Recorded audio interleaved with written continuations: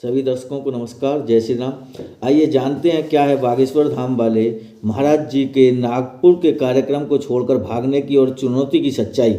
जैसा कि हम सभी जानते हैं, इस समय सोशल मीडिया टीवी चैनलों पर बागेश्वर धाम वाले महाराज जी की ऊपर कुछ लोग चुनौती न स्वीकार करने का आरोप लगा रहे हैं। बागेश्वर धाम वाले महाराज जी जो छतरपुर के मध्य प्रदेश के छतरपुर जिले के निवासी हैं, वे सनातन धर्म के प्रचार प्रसार में लगे हैं। कुछ लोग उन पर नागपुर के कार्यक्रम से भागने का आरोप लगा रहे हैं। लोगों का आरोप है कि महाराज जी जादू टोना और अंधविश्वास फैला रहे हैं, जबकि उनके भक्तों का कहना है कि महाराज जी कोई अंधविश्वास नहीं फैला रहे हैं। महाराज जी सनातन के प्रति जागरूक कर रहे हैं और बागेश्वर वाले बालाजी महाराज से विनती करते हैं सभी को ठीक होने की। सच्चाई ये है कि महाराज जी ऐसे लोगों की घर वापसी कराने का पूरा प्रयास कर रहे हैं जो किसी कारणवश लालच देकर या किसी अन्य कारणवश बहलाकर फुसलाकर ईसाई धर्म या अन्य धर्म स्वीकार कर चुके हैं। ऐसे धर्मों को महाराज जी के द्वारा सतत प्रयास कर हिंदू धर्म वापस कराया जा रहा है। इसी कारण से विधर्मी समाज के लोगों के पेट में दर्द है कि जो उनका प्रयत्न था पिछले अनेकों सालों से कि हिंदू समाज के गरीब परिवार के लोगों को, आदिवासी लोगों को बहला फुसला करके हिंदू समाज से धर्म परिवर्तन कराकर अपने समाज में कन्वर्ट करा लिया जाए। महाराज जी उस पर रोक लगा रहे हैं और ऐसे लोगों को वापस हिंदुत्व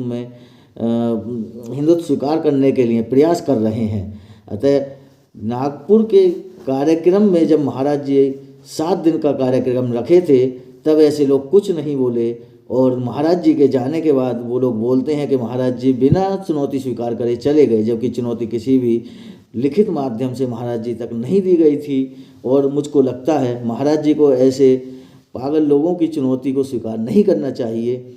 महाराज जी को अपना समय व्यर्थ नहीं करना चाहिए। महाराज जी को जो वो सनातन में लगाए हैं अपना समय, उसी में देना उचित है।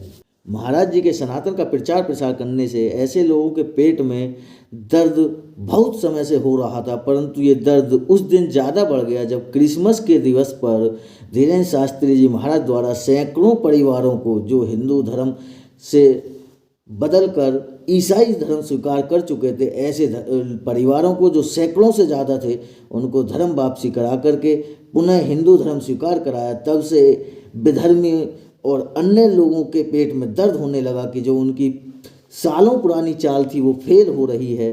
तब से वे महाराज जी के पीछे पड़ गए और बिना मतलब के आरोप महाराज जी पर लगाने लगे, जिससे हमको बिल्कुल भी संकुचित नहीं होना है, बिल्कुल भी शक नहीं करना है। हम जानते हैं सनातन धर्म और इसकी संस्कृति सबसे प्राचीन है और महान है। धीरेन्द्र शास्त्री जी महाराज पर क्रिसमस के दिन से ही ये संकेत मिल गया था कि चर्च और पादरी अब वामपंथियों मीडिया के माध्यम से हमला करेगा और वही अब हो रहा है। कहते हैं देखो जरा देखो देश में मच रहा बवाल है, धर्मांतरण कराने का देश में बिछा जाल है। अगर किसी की घर वापसी करा ले कोई तो देखो उस पर मंडराया संकट का काल आपको बता दूं, बागेश्वर वाले महाराज जी धीरेन्द्र शास्त्री जी की भाषा सामान्य से थोड़ा सा उग्र अवश्य है, परंतु उनका भाव, उनकी सोच सनातन के लिए और हिंदू समाज के लिए बिल्कुल पवित्र है। मेरे लिए ये बात महत्वपूर्ण नहीं है कि वो कितने ज्ञानी हैं कितने नहीं हैं, उनको चमत्कारिक शक्तियाँ आती भी हैं या नहीं हैं, उनको वेद पुराणों का ज्ञान है भी या नहीं। बात केवल इतनी सी है, यदि वे अज्ञानी भी हैं तो भी वो मेरे लिए श्रेष्ठ हैं, क्योंकि वे राष्ट्र और धर्म के साथ खड़े हैं और हिंदुओं को धर्म के प्रति जागरूक कर रहे हैं। यदि अन्य कोई साधु जो अली मौला गा कर के हिंदुओं को भ्रमित रात दिन कर रहे हैं, यदि वे ज्ञानी भी हैं तो वो मेरे लिए कदापि भी सम्मान पाने योग्य नहीं हैं। जो राष्ट्र और धर्म के साथ खड़े हैं वे पुरुष पूजनीय हैं। मैं धीरेन्द्र शास्त्री जी के साथ हूँ और सभी सनातनियों से अनुरोध करूँगा, जो भी साधु या संत हिंदू समाज के साथ खड़ा है, हिंदुत्व के लिए आवाज़ उठा रहा है, उसका आप सहयोग करें, उसका आप समर्थन करें, क्योंकि ऐसा साधु या संत बहुत समय बाद हमको मिलता है और ऐसे लोगों को हमको मनोबल बढ़ाकर रखना है। विधर्मी और वामपंथियों के द्वारा इनका मनोबल टूटने नहीं देना है। कहते हैं कि हिंदू समाज और इसमें जन्म बहुत अच्छे कर्मों के बाद मिलता है।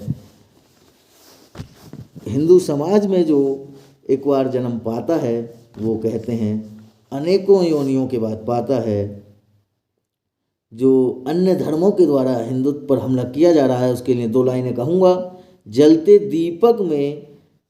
दीपक में भगवा है कब तक उसे बुझाओगे, जलते दीपक में भगवा है कब तक उसे बुझाओगे, भगवा मिटाने वालों कैसे सूरज चांद मिटाओगे, भगवा मिटाने वालों कैसे सूरज चांद मिटाओगे। जय श्री राम, जय श्री बागेश्वर वाले जी महाराज।